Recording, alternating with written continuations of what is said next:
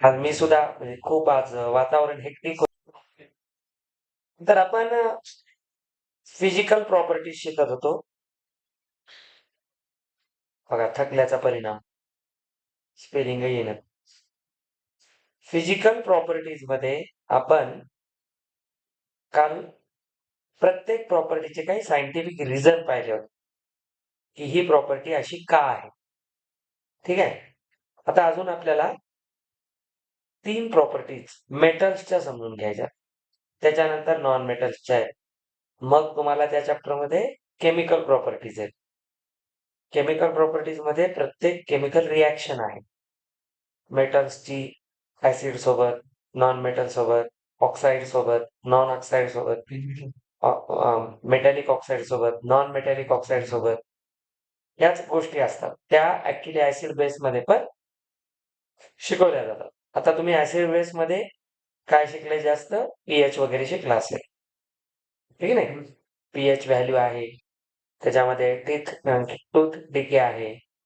त्याच्यानंतर म्हणजे पीएच चे काय काय कॉन्सिक्वेन्सेस असतात आणि तो स्केल कसा बनवला. आता तो स्केल ऍक्च्युली लॉगॅरिथमचा स्केल असतो. लॉगने बनवला जातो तो. असो, फिजिकल प्रॉपर्टीज मध्ये मी जेव्हा तुम्हाला ऍसिड बेस शिकवेल त्यावेळेस लॉग सांगेल कसं असतं ते. नेक्स्ट प्रॉपर्टी आहे मॅलेबिलिटी.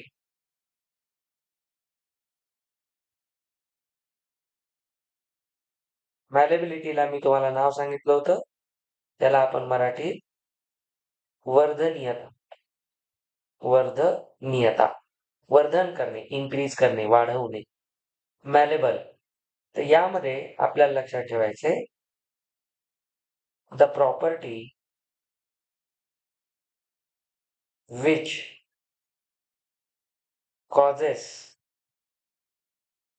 the metals to convert into काय करतो आपण? thin sheets by hammering. तर ही एक प्रॉपर्टी आहे की ज्यामुळे आपण मेटल्सला खूप हॅमर करू, त्याच्यावर म्हणजे त्याला हातोड्याने मारून त्याला पातळ अशा पत्र्यांमध्ये आपण कन्वर्ट करू शकतो. आता ही जी प्रॉपर्टी असते, ही प्रॉपर्टी सगळ्या मेटलमध्ये सेम नाही. ठीक आहे. मेटल्सची जनरल प्रॉपर्टी आहे. पण असे सगळेच मेटल्स आहेत का की तुम्ही त्याला इझिली थिन शीट्स मध्ये कन्वर्ट कराल? नाही. काही मेटल्स इझिली होतील, काहीला थोडेसे एक्स्ट्रा आपल्याला एफर्ट करावे लागतील. जसं आता इथे एक्झाम्पल आपण पाहू की जे हायली मॅलेबल असतात त्यामध्ये gold and silver are highly malleable. तुम्हाला या प्रत्येकामध्ये एक्झाम्पल चांगले लक्षात ठेवायचे. ठीक आहे. Highly malleable. तर सोने आणि चांदी, म्हणूनच बघा सोनं चांदी वगैरे पासून आपण सोनं जे घरातलं जुनं आहे ते देऊन किंवा त्याला आपण मोडून त्याला परत वितळवतात बघा काही वेळा आणि परत त्याला ठोकून त्याचे शेप वगैरे बदलून पहिला ऑर्नामेंट चेंज करून आपण दुसराही तयार करू शकतो. ते गोल्ड सिल्वर मध्ये इझिली होतं कारण ते हायली मॅलेबल आहे. ठीक आहे. आता याच्यामध्ये जो ॲल्युमिनियम असतो, ॲल्युमिनियमचं जे नेचर आहे इज ऑल्सो मॅलेबल सो दॅट याच्यात मॅलेबल सोबतच एक महत्वाची गोष्ट आहे, मॅलेबल अँड ड्युरेबल. ठीक आहे. या लिखा. तर लक्षात घ्या, तर मॅलेबिलिटी जी आहे ॲल्युमिनियम मध्ये गोल्ड आणि सिल्वर यांच्यापेक्षा जास्त ड्युरेबिलिटी जी आहे, टिकाऊपणा जो आहे तो ॲल्युमिनियम मध्ये आहे.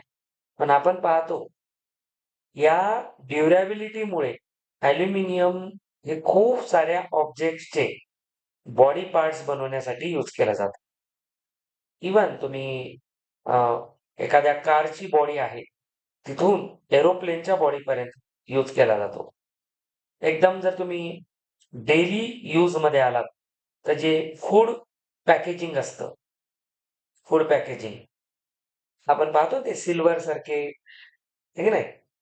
कधी तुम्ही बघा चायनीज सेंटर वगैरे जे जास्त वेळ गरमही राहावं आणि अन्न टिकून राहावं बराच वेळ, म्हणून ते काय करतात पार्सलमध्ये आपल्याला फॉइल्स देतात, सिल्वर फॉइल्स. ऍक्च्युली सिल्वरच्या नसतात, त्या अॅल्युमिनियमच्या असतात. तर फूड पॅकेजिंग मध्ये याचा जास्त यूज होतो. फूड पॅकेजिंग मध्ये यूज होण्यामागचं कारण मॅलेबिलिटी पेक्षाही जास्त ड्युरेबिलिटी आहे, टिकाऊ आहे. मॅलेबल तर आहे म्हणून तर त्याची थीन शीट केली ना, म्हणून त्याच्या कॅरी बॅग्स तयार केल्या आपण कॅरी करण्यासाठी. पण ते ड्युरेबल आहे, टिकाऊ आहे. पण अन्न आपण प्लास्टिकच्या पॉलिथिन मध्ये देण्यापेक्षा आजकाल याच्यात पॉलिथिन जो असतो तो ऍक्च्युली पॉलिइथिलीन असतो. तो कार्बनचा कंपाऊंड आहे. इथिलीन इन आहे, अल्किन आहे तो, म्हणजे तो अनसॅच्युरेटेड हायड्रोकार्बन आहे. तो आपण पुढे कार्बन मध्ये शिकू. अनसॅच्युरेटेड अनसॅच्युरेटेड आणि सॅच्युरेटेड असे दोन टाईपचे हायड्रोकार्बन्स असतात. पण अॅल्युमिनियम जो आहे तो मॅलेबल आहे, ड्युरेबल आहे आणि तो विशेष म्हणजे जास्त हार्मफुल नाही. हे मेन आहे. नाहीतर बऱ्याचदा आपण अन्नपदार्थांत आजकाल बघा तुम्ही ते चहा टपरीवर एवढ्या प्लास्टिक ग्लासमध्ये चहा देत आहेत. एवढ्याच. एकदा त्यांनी काय केलं, 10 रुपयाच्या मानानं क्वांटिटी कमी केली. सोबत या प्लास्टिकच्या कपमध्ये चहा पिण्यामुळे कॅन्सरच्या केसेस वाढत आहेत. आता ते ग्लास त्या ह्याच्यात काचेच्या ह्याच्यात देत नाहीयेत बरेच. आयडियाने एवढ्या ह्याच्यात द्यायलेत. 10 रुपये करायलेत, थोडा चहा द्यायलेत. म्हणून ते आता थोडंसं रिस्की असतं. आणि ते उगा दिसायला फार डिझाईन वगैरे छान कलरफुल असतात. अट्रॅक्ट होतो माणूस. पण तो हेल्थ इश्यू क्रिएट करतो. मग आता बघा, ड्युरेबल आहे so that we used to package food items like biscuits. Biscuits आहेत, चॉकलेट्स आहेत, मेडिसिन्स आहेत. ठीक आहे? बिस्किट्स आहेत, त्याच्यानंतर त्याला मेडिसिन्स आहेत, एटसेट्रा. तर याची मॅलेबिलिटी आहे. त्याच्यानंतर अजून एखादा एक्झाम्पल घेतला आपण, कॉपर आहे. कॉपर मॅलेबल पण आहे आणि सगळ्यात मेन कॉपर आणि अॅल्युमिनियम हे कॉस्ट इफेक्टिव्ह पण आहे. आता जर तुम्ही इलेक्ट्रिकल कंडक्टिव्हिटी म्हणून पाहिलं, पुढे आपण पाहू, तर सगळ्यात जास्त इलेक्ट्रिक कंडक्टिव्हिटी सिल्वरची असते. सिल्वर हा हायली इलेक्ट्रिकल म्हणजे हे आहे, सबस्टन्स आहे. पण तो महाग आहे, त्याला ऑर्नामेंटल व्हॅल्यू आहे, लस्टर खूप जास्त असतं, म्हणून त्याला खूप महाग विकल्या जातो. त्याच्यामुळे आपण डेली यूज मध्ये इलेक्ट्रिकल अप्लायन्सेस मध्ये सिल्वर यूज नाही करत. मग त्यात बेटर ऑप्शन कोण आहे? Copper aluminium. मॅलेबल आहेच, सोबत ड्युरेबल पण आहे आणि कॉस्ट इफेक्टिव्ह पण आहे. तर कॉपरचा यूज आपण मेनली अजून कशात करतो? युटेन्सिल्स, भांडी-कुंडी बनवण्यासाठी, सोबत कंटेनर्स बनवण्यासाठी. ठीक आहे? त्याच्यासाठी पण यूज होतो. अजून पुढे आला, आयरन आहे. त्याच्यात मात्र जो आयरन असतो इज लेस मॅलेबल. हायली मॅलेबल आणि लेस मॅलेबल माहीत असावे. एक्झाम पॉइंट ऑफ व्ह्यूने कधी जर तुम्हाला ऑब्जेक्टिव्ह क्वेश्चन आला तर कन्फ्युजन नका ठेवू. आपल्याला माहिती आहे जो लोखंड असतो, लोखंडाला ठोकून पत्रा बनवणं एवढं सोपं नाहीये, कारण तो लेस मॅलेबल आहे. तरी आपण काही एक्सटेंट मध्ये त्याला ठोकून एक शेप देऊ शकतो आणि मग आपण बरेच लोखंडी टेबल बनवणं, मुलांच्या शाळेतले बेंचेस बनवणं लोखंडाचे, ते आपण करू शकतो. त्याला आपण एवढं करतो malleable but can be used to make thick sheets. आता याच्यामध्ये तुम्ही थिन शीट्स तर नाही बनवू शकत. तेवढं सोपं नाहीये. मॅलेबिलिटी कमी आहे त्याची. मग काय करा, जिथे आपल्याला थिकनेसची गरज आहे. सगळंच थिन करायचं नाही ना. जे थिन होऊ शकतात, त्यांचा यूज तुम्हाला जिथे थिन शीटची गरज आहे तिथं करा. आता याची प्रॉपर्टीज लेस मॅलेबल असल्यामुळे त्याचा यूज काय करा फेकून देण्यापेक्षा थिक शीटसाठी वापरा. तर तिथे काही ना काही तर युटिलिटी आहे, तिथे वापरा. हा मेन पॉइंट आहे. मग आपण याच्यासाठी काय करतो, टू मेक बॉक्सेस, ड्रम्स, ठीक आहे नाही, एक्सेट्रा. तुम्ही बघा, अन्नधान्याचे ते आपण आपल्या घरी कोठ्या असतात. वर्षभर आपण तांदूळ, गहू त्याच्यामध्ये स्टोरेजमध्ये ठेवतो. तर ते लोखंडाचे बनवलेले असतात मेनली. आता आपल्या आजी-आजोबांच्या काळात पितळेचे वगैरे भांडे असायचे. आजकाल ते जास्त भेटत नाही. आता आपण काय करतोय जास्त संमिश्र वापरतो, अॅलॉईज वापरतो आपण आजकाल. आधी पितळेचे भांडे ज्या घरात होते, ते अजूनही लोक असले की हे करतात. पितळेच्या भांड्यात पाणी प्यावं म्हणतात. छान असतं आरोग्याला. अजूनही बघा ग्रामीण भागात जिथं पितळेचे भांडे आहेत, ते लोक अजूनही पितळेच्या ग्लासमध्ये पाणी पितात. आपण गेलो प्लास्टिकच्या ग्लासमध्ये. प्लास्टिक अतिशय डेंजर. त्यामुळे संपलं आपलं सगळंच आपलं लाईफ कमी होत चाललंय, खूप कमी. ॲव्हरेज लाईफ कमी व्हायलंय आपलं. म्हणून आता इथे हे ड्रम्स वगैरे आहेत, बॉक्सेस आहेत, यांना बनवायचंय. इव्हन तुम्ही बघा, अजून मोठे एक्झाम्पल घ्याल तर वॉटर टँक्स बनवायचे आहेत मोठे-मोठे. थिक शीट्स आहेत. तर आपण तिथे आयर्नचा यूज करू शकतो. ही झाली property malleability. After that next property ductility. Ductility याचं नाव आहे तन्यता. त्याला आपण जास्त ताणू शकतो. It can be converted into long thin wires. ठीक आहे. तर ही कोणती प्रॉपर्टी आहे? The property of metals which is used to draw thin long wires out of metal. तर जे मेटल्स आपल्याकडे आहेत त्यांना आपण ताणून त्यांच्या लांब अशा तारा बनवू शकतो. त्यांचे खूप वायर्स बनवू शकतो. ही चांगली प्रॉपर्टी. हे मॅलेबिलिटी आणि डक्टिलिटी याच मेटलच्या जास्त इम्पॉर्टंट प्रॉपर्टी आहेत. आपले डेली लाईफ मधले इतके सारे एक्झाम्पल्स आहेत, अप्लायन्सेस आहेत. ही प्रॉपर्टी नसती तर किती प्रॉब्लेम झाला असता. ड्रम्स बनवणं वगैरे या गोष्टी आपल्याला सोप्या राहिल्या नसत्या. स्टोरेज डिव्हाइसेस बनले नसते. आता आपण online storage devices, cloud storing करायलो सगळं. तर ते तर ऑनलाईन झालं शेवटी. आता फिजिकल सिग्निफिकन्स काहीच नाही. पण आता काय आपण ऑनलाईन कुठे तांदूळ, गहू स्टोअर करू शकत नाही. त्याला आपल्याला ऑफलाईनच डब्बे-डुब्बे लागणार. मग त्याच्यासाठी बेस्ट ऑप्शन ही प्रॉपर्टी आहे. त्या प्रॉपर्टी आपण जरी अशा शिकत असलो, तर डेली लाईफच्या दृष्टीने या जास्त इम्पॉर्टंट आहेत. त्याच्यामध्ये आपल्याला जर तुम्हाला कोणी विचारलं, मोस्ट डक्टाईल इलेमेंट, तर ते असतं बेटा गोल्ड. सिल्वरही असतं, पण आपण गोल्डला जास्त मानतो. 1 ग्रॅम जो असतो गोल्ड कॅन बी ड्रॉन, हे तुमच्या बुकमध्ये पण आहे, to make wire of 2 kilometre long. ह्याच्यापेक्षा चांगली प्रॉपर्टी सिल्वर मध्ये असते. पण आपल्या एक्झाम्पल बुक वाईज जे दिलेले एक्झाम मध्ये लिहिताना हेच लिहायचं. जर आपण 1 ग्रॅम सोन्याचं म्हणजे सोनं जर घेतलं तर त्याच्यापासून 2 किलोमीटर लांब तार निघू शकते 1 ग्रॅम पासून. एवढा तो, म्हणून आपण ह्याला सध्या तरी मोस्ट डक्टाईल मानतो.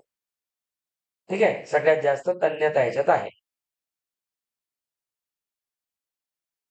त्याच्यानंतर अजून एक्झाम्पल घ्याल, कॉपर अँड ॲल्युमिनियम. बघा हे दोन किती बिचारे चांगले आहेत. मॅलेबिलिटी मध्ये पण आहेत, डक्टिलिटी मध्ये पण आहेत. यांचा यूज डक्टिलिटीमुळे to make long electrical wires. आपण आणि कॉस्ट इफेक्टिव्ह आहे म्हणून यांचा जास्त यूज होतो. त्याच्यानंतर आयरन आहे, टंगस्टन आहे, मॅग्नेशियम आहे, हे पण डक्टाईल्स. अजून एक एक्झाम्पल द्याल जे एक्झामच्या पॉइंट ऑफ व्ह्यूने आहे, टंगस्टन. टंगस्टन आपल्या सगळ्यांना माहिती आहे, याची फिलामेंट बनवतो आपण, युज्ड इन इलेक्ट्रिक बल्ब. हे आपण इलेक्ट्रिसिटी चॅप्टर मध्ये पाहिलेले आहे. टंगस्टनचं जे वायर असतं हे बल्ब मध्ये काय यूज करतात? एक तर डक्टिलिटी आहे आणि याचा हाय मेल्टिंग पॉइंट आहे. लो नाही, लो असेल तर थोडं पोटेन्शियल डिफरन्स वाढलं तर ते वायर तुटून जाईल. हाय आहे आणि तो जास्त तापतो, आणि जेवढा तापतो तेवढा तो जास्त लाईट इमिट करतो. सोबत तो किती पातळ वायर बनवतात बघा, अक्षरशः आपल्या केसापेक्षा पातळ असतात तेवढे ते थीन वायर्स बनवतात. एवढा थीन असून तुम्ही विचार करा त्याचा मेल्टिंग पॉइंट एवढा हाय आहे, 3380 degree Celsius. Not a joke. एवढा केसा एवढा पातळ असून एवढा हाय मेल्टिंग पॉइंट आहे. तर तो जाड असेल तर किती अवघड आहे त्याला पूर्ण मेल्ट करणं. म्हणजे तसं पाहिलं तर हे स्पर्धा लावली तर लोखंडाला हरवते, एवढा भारी आहे. तर टंगस्टनचा यूज इथं आपण करतो. Then the last property of metals, electrical and thermal conductivity.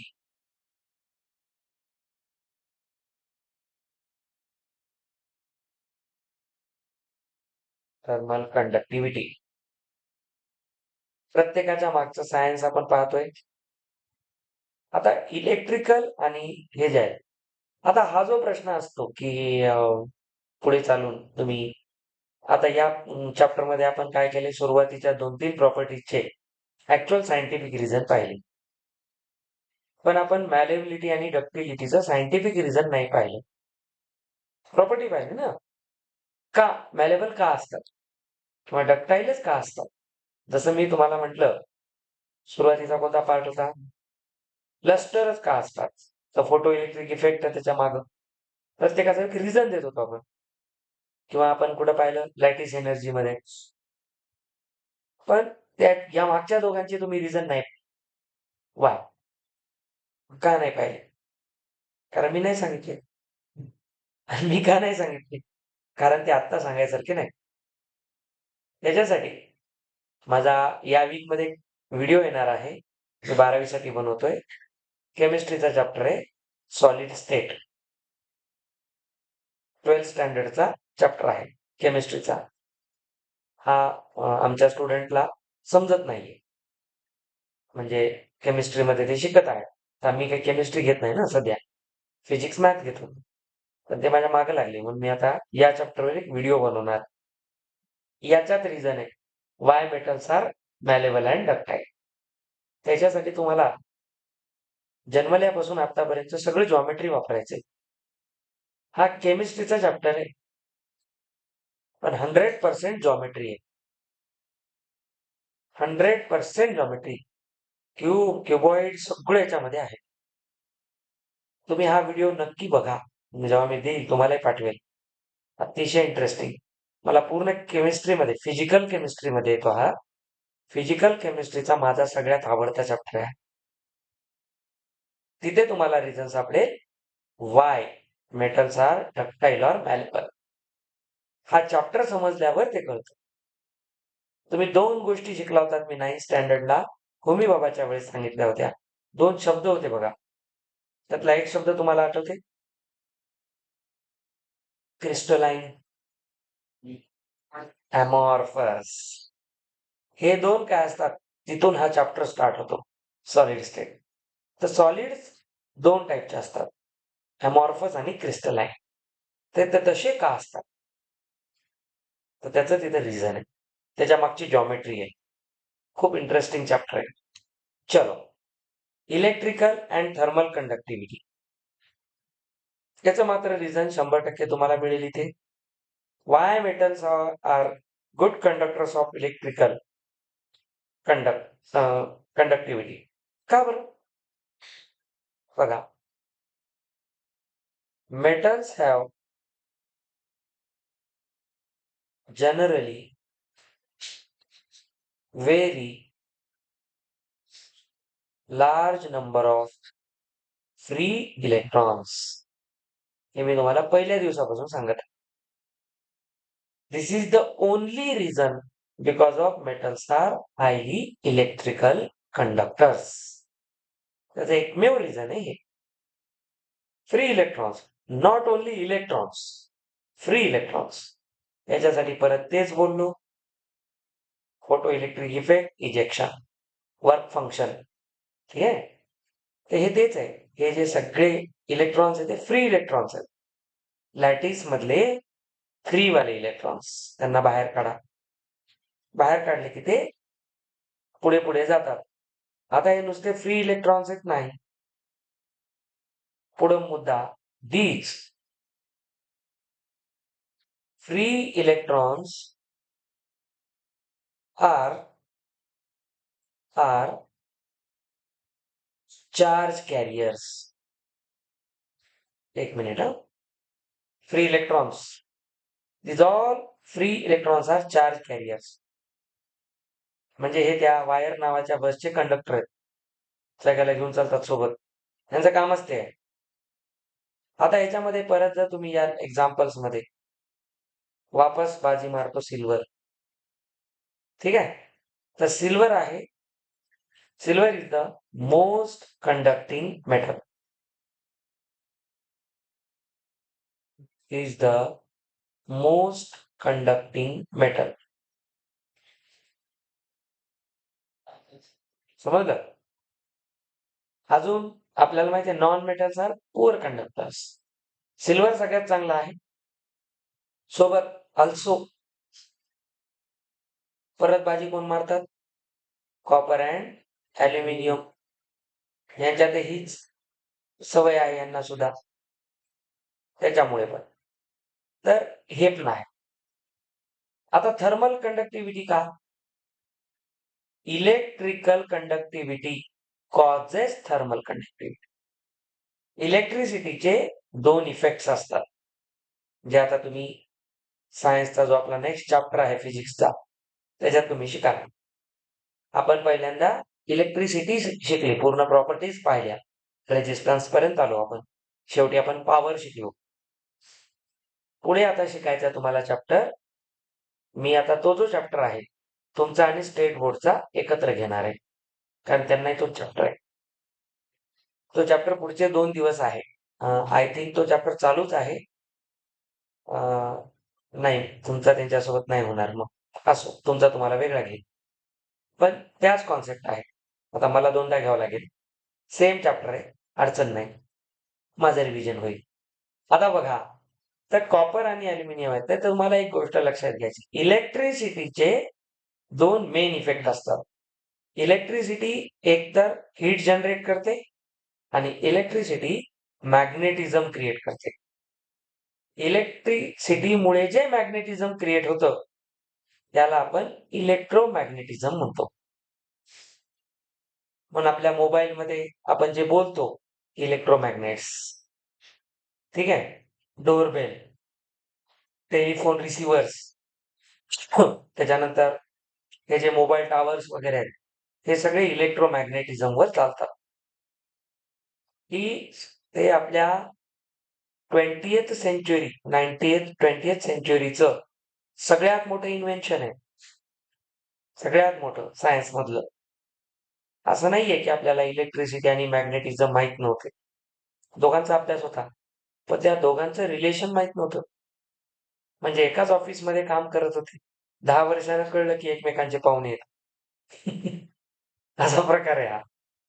पण ज्या दिवशी कळलं की ते जवळचे पाहुणे आहेत, ते ओळखी एवढ्या वाढत गेल्या की फारच जास्त ओळख निघाली. तर एवढे त्याच्यामध्ये हे झालं. असं. तर गोल्ड, आयरन हे पण सगळे गोल्ड, आयरन, त्याच्यानंतर कोणी आपला बघा सोडियम, पोटॅशियम,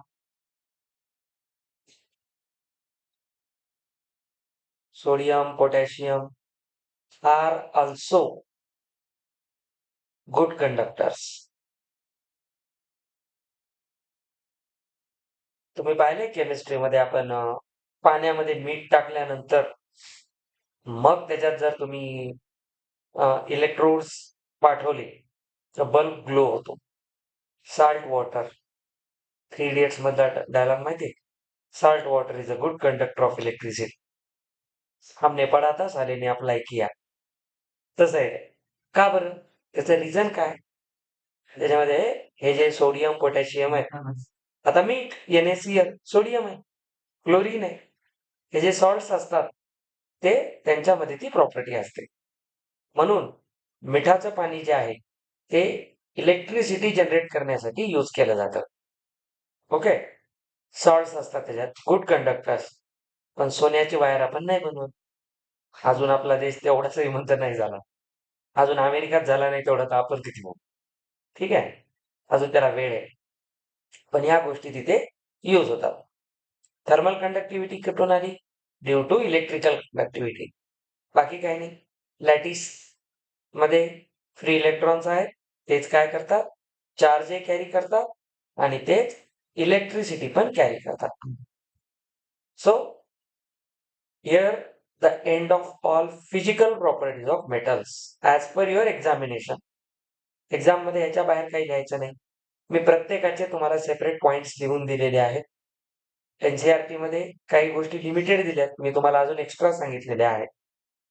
आता आपल्याला नॉन मेटल्सच्या प्रॉपर्टीज नेक्स्ट पिरियड मध्ये पाहायच्या आहेत. ॲज पर युअर रिक्वेस्ट मी तुम्हाला लवकर सोडत आहे.